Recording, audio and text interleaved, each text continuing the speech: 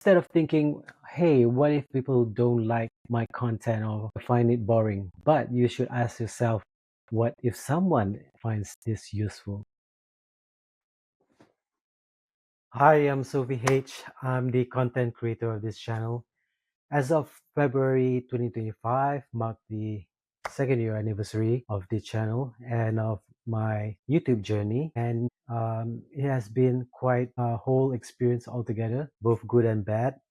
And I'm going to share with you my struggles, what I've learned from the whole 2 years of creating content, and of course, what you can learn from today's video and the takeaways, of course. So, if you have felt like overthinking and procrastination are holding you back from creating content, whether it's YouTube or TikTok, well, I totally get it. I'm just the same as you are. And of course, I used to be that person. I'm an introvert who spent more time planning and, overthinking over things that actually is not beneficial. But today, I want to share my journey with you from struggling to even starting to getting my first 1,000 subscribers, and of course, reaching 4,000 watch hours and finally achieving my YouTube partnership. So, if I can do it, so can you. So stay tuned and don't go anywhere. Well, to start with, I started this channel as a passion project. I am a marketing professional and that's my day job. And of course, I've always been interested in technology, graphic design, whether it's web design, and also learning about AI and whatever. So I also have been interested in imparting my knowledge through teaching. So I have friends asking me how to, build a website or create graphics. I started this channel as a educational resource, and yeah, so that's how I came about creating this YouTube channel in the first place. I've never thought of myself as a content creator, if you will, and I'm someone who used to overthink every detail, what to say, how I look, how whether people would even watch my videos. I end up doing nothing. So every time I sat down to record using this iPhone, I find an excuse to delay. Maybe tomorrow, maybe not, but tomorrow never came until I decided to take the small steps. So I told myself, why don't I just record a video? Just no scripts, no pressure, just talk. And if you watch my YouTube videos, those tutorials, or even my podcast, sometimes I rely on teleprompter, go with the flow. The initial part can be very messy. It wasn't perfect, but it was a great start. All that matter is that I gave myself permission to create something before I could, create at least an average or good video. I started filming short videos, of course, using my trusted iPhone.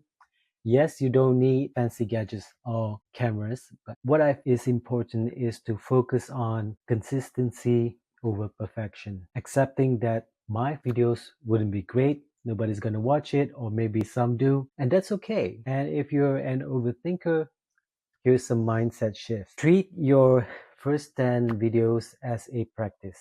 They don't have to be perfect, and they can be a foundation to help you build your confidence, to build your skills in creating videos, and of course, to help with your presentation skills. So, I'm a shy person. As you know, I'm an introvert, and overcoming shyness and minimizing overthinking, especially as a content creator, takes guts, takes time to overcome this hurdle, and of course you take small intentional steps. So here's my practical strategies for you. So nothing is perfect, and of course you have to start with accepting imperfection. Your early videos or content don't have to be flawless, so focus on progress, focus on the journey and not perfection. And what you can do is to treat each video or project as a learning experience. And what do I mean by that? Well, what I always helps is to learn from other YouTube content creators. And for me, that kind of give me a direction how I wanted to present my content. How do I structure my script? and of course how I would edit my videos. At the end of the day, your videos don't have to be a standard template of what you see from other content creators. You can just do it as your own, as you wish. And it can be over this whole background over here, outdoors, or even a studio. And for me, I don't use any fancy gadgets. I always believe that you can use your iPhone, and I always use this tiny audio microphone, which helps with the audio. You don't have to invest in any of those expensive ones.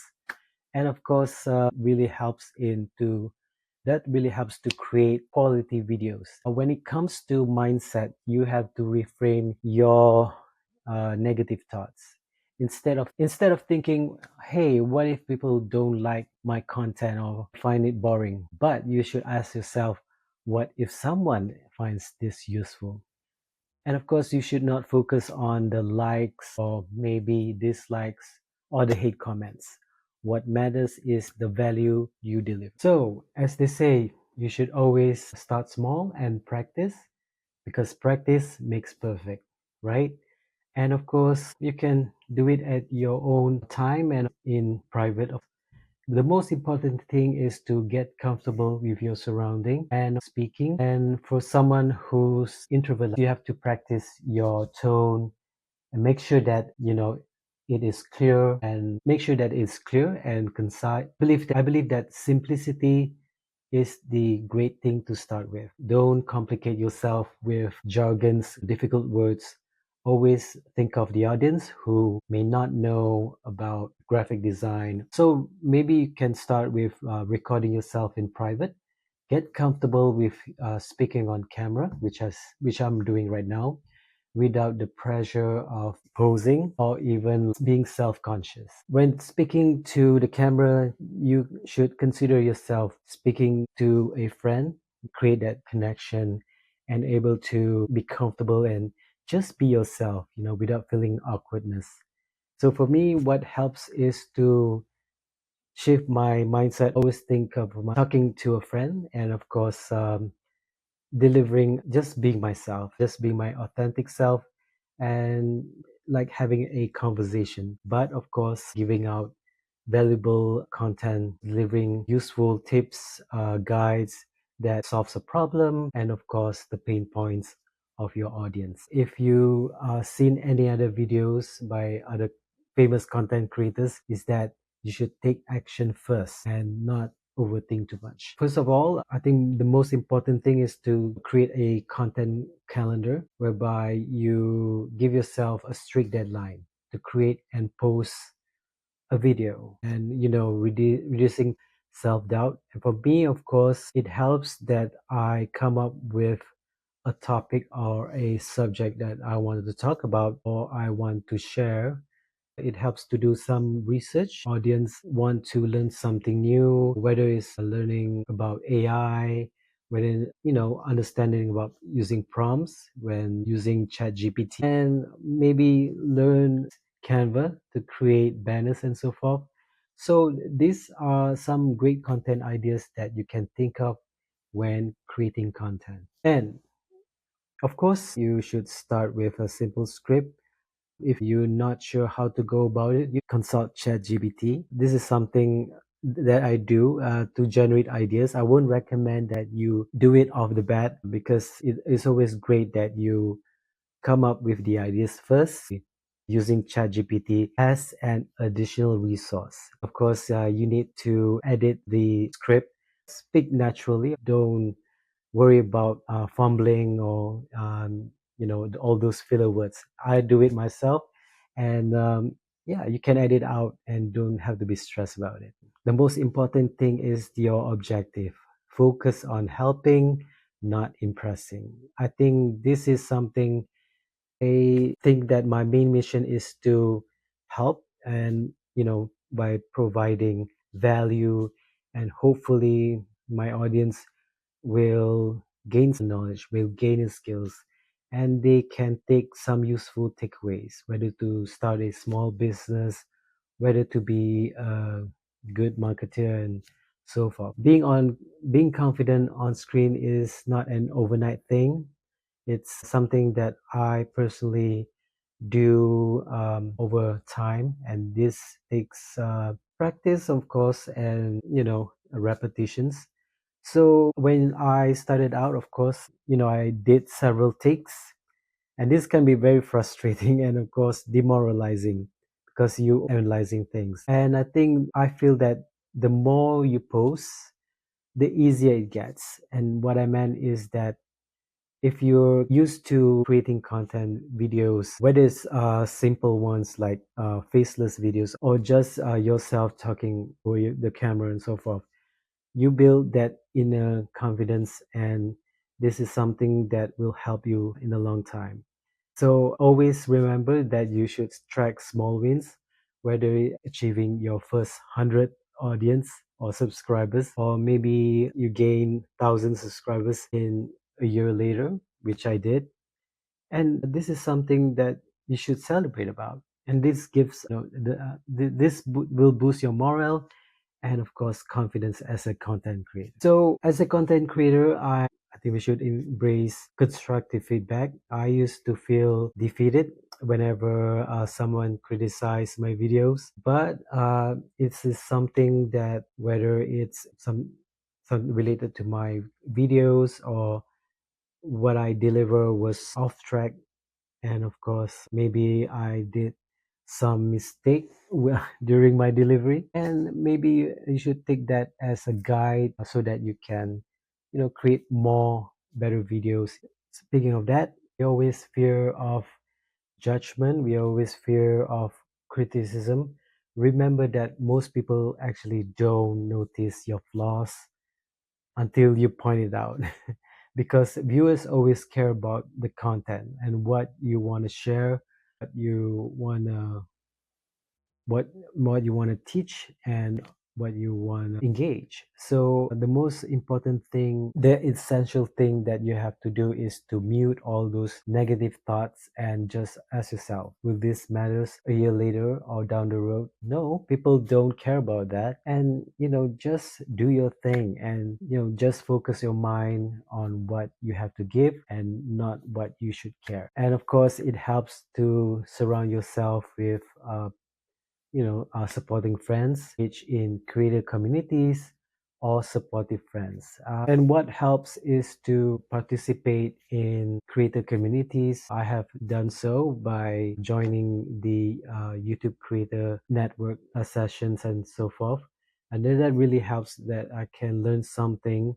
And of course, this definitely help you to achieve your objective. So back to my journey as a content creator. It was not an overnight success for me. I definitely have to struggle a bit to be consistent, and of course learn about content strategies and whatnot.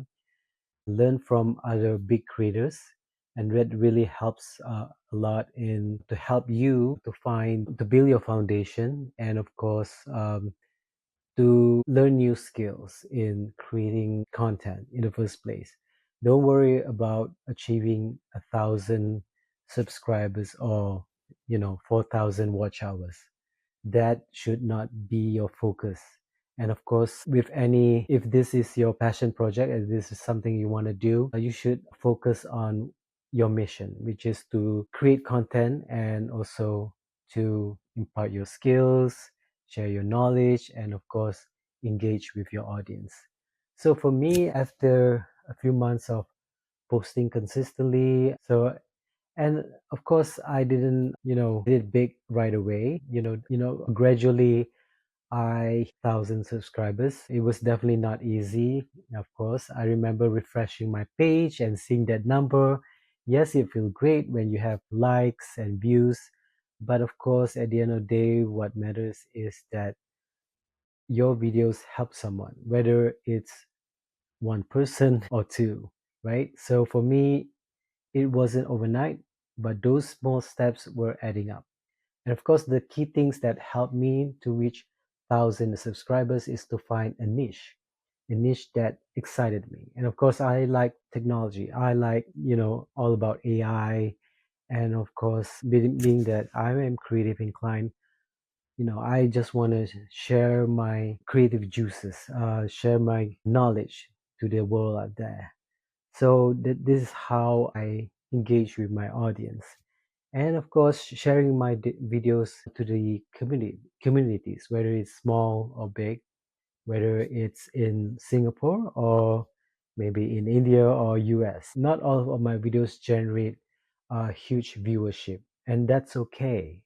What I think I've learned with creating videos or content on YouTube is sometimes you need to learn every small details, whether it's fine tuning the video technique, and of course, you should learn about the keywords, the thumbnails, and of what works and what not in terms of the topics that you want to share. So vidIQ provides a better way for you to find the relevant topics, and of course, trending videos that could help you to achieve better viewership. The next big milestone was reaching 4,000, and of course, this seemed daunting and impossible, but I realized that longer videos, and of course you can complement it with YouTube shorts, this will help to boost the watch time gradually. And what works for me is to find a good resource like vidIQ. vidIQ is a YouTube growth tool that helps creators to optimize their content, whether to find keywords, analyze their channel performance to increase views, and of course subscribers. Of course, it offers both free and paid version with Chrome experience and to make it easier. And I've include the link down there. Another thing that helps is to find other creators that can guide you. Maybe they can mentor you or even empower you to, and also to help you in your YouTube journey.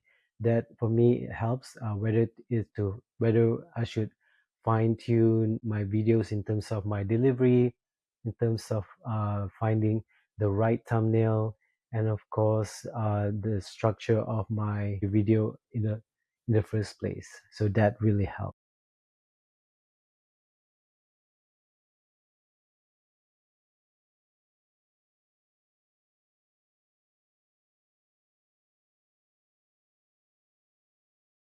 When I started out, I didn't think that there was some kind of technique or something to hook the audience. And what I feel that is important is to create engaging, slightly longer videos by about 5 to 10 minutes, keeping in mind that the intros should be shorter and with a hook, and so that your audience understand what you are delivering, what your message is about before they watch your videos in full.